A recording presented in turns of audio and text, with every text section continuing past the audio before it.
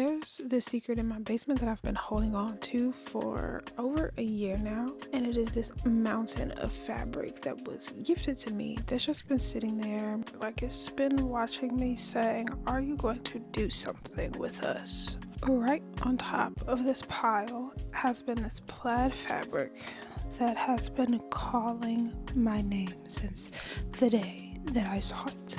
But I never just wanted to make something straight plaid, so I paired it with this. It is giving the same vibe, stripes, not plaids, but it works. It ties it all together. It doesn't feel overwhelming, and it's not super matchy-matchy, which is the vibe I was going for. The pattern that I'm going to be using to make this dress is going to be the Irene dress. It has been a pattern that is on my list for at least a year now when I created my PDF pattern guide. All the excitement of sewing kind of wears off on day 0 because it is the most tedious part of sewing. I saw a creator on TikTok say once that getting through a sewing project is essentially just about getting through day 0, and I never felt more seen or understood.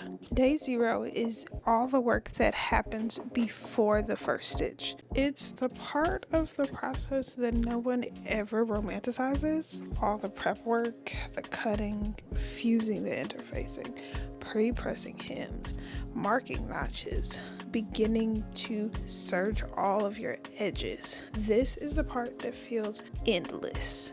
This part of sewing feels skippable. Every time I get here tired of doing all of this and haven't begun to sew, I've tried to convince myself that I can skip a few steps, take a shortcut, just so I can get to the fun part, putting it together and seeing it come to life.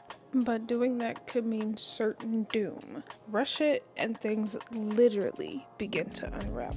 Seams twist, notches don't line up, and the next thing I know, I'm seam ripping for the 3rd time trying to fix something I could have done right the first time around.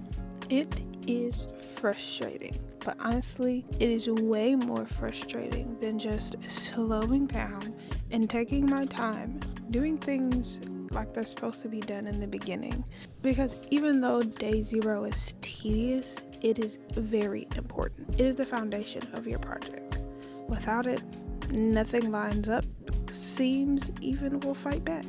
But day 0 holds the tone for the rest of your project. It is up to you if that is a good thing or not.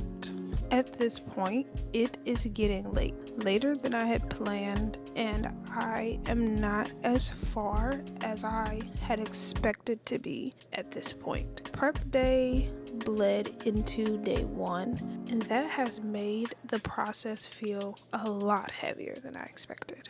I've had to take a lot of breaks today. My body isn't the same as it was 3 months ago. Before I had a baby, I'm moving a lot slower than I wanted to, and honestly, I am feeling it. I am tired. My rhythm is off. I'm trying to be patient with myself, but the truth is, I waited too long to even get started on this, and I really need to finish this. This isn't something I want to end up in my project graveyard. It is currently 11:45 and I did not get as far as I planned to get today. Where I am is just finishing off the facing onto the dress, and it wants you to understitch. That's what the instructions say, but I haven't actually never understitched like a corner before. I personally would have never thought to understitch it. I thought that this would require a top stitch because on one piece there are 2 corners. I don't know. I just thought it would make more sense to top stitch it rather than understitch. But I always say, you get the first one, I make the adjustments in the second one. Even after all the prep of making sure that I was prepared and I knew what I was doing so that I could sit down and just sew and not really run into any problems, the instructions were really giving me a hard time. Or it could be that it was past 11 o'clock. My hands were aching and I was a bit too tired in the moment to admit it. Looking back, I should have given myself the grace to just stop and go to bed, but I didn't. I ended up reslowing the same section at least twice. My goal by the end of the night was to have the body assembled so that the next day would just be fitting and finishings, but that did not happen.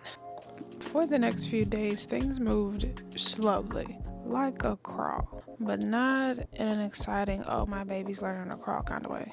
Most of that slowness felt like it was me. I'd pin something, sew it, then I'd take a break, lay down, feed my baby, then I'd get back up and get right back to it. I knew a lot of things about breastfeeding before I had a child, but what I did not know is that it would be this tiring. Once I got going, it was smoother, the instructions was better. Once I got the collar on, sewed up the side seams, it seemed as though I was really getting along here. Or it could be that things like side seams, collars, doing all of that is simple. There is no variation from garment to garment. It's quick to put together. Once you've done it once, you kind of already know what to do. Still, something just had to go wrong. That's just how sewing goes, apparently. This time, the machine stopped in the middle of me sewing. I was stuck. For some reason, the machine decided this was the perfect time that an update should happen. Luckily, I have a backup. My brother. It is small, but mighty. But it can sew through layers of denim like no other. Sometimes better than that vacuum. And I always forget how good the brother is until I'm forced to use it again. And for a project this size, it was really perfect. I think I was right originally when I said that I should pull this in at the waist for small. If you are like me, you ramble. And while I was editing, that's what I realized I was doing. So let me give you the rundown. The dress was too big. It's a straight cut and I already knew that it would kind of be big in the waist and I would need to take it down a size. Later trying to fix that by bringing the waist in still did not make the dress fit like I wanted it to or to look like on me. So I decided that I'm going to take this from a dress to a shirt. Making that decision and the first cut gave me extreme anxiety. I didn't know if I had just completely messed up or if I made the best decision for this project so far. After all the work that I did not want this to be a total loss. I didn't have really a backup for what I was going to wear for the reason that I was making this, but I'd already started cutting. There was literally no going back at this point. But that is what I had to do. I had to go back a few steps to fix the facing and the hem so that it looked like the instructions says that it should look. And I didn't really feel like coming up with my own way to make the bottom of this look nice when those instructions were already given to me. Because I had already done the hem before, when I originally was going to stick with it being a dress, it came together quite a bit quicker than it did the first time. But that's generally how it goes. Once you've kind of done it once in a project, if you've got to go back to do it again, it's like, okay, I got this.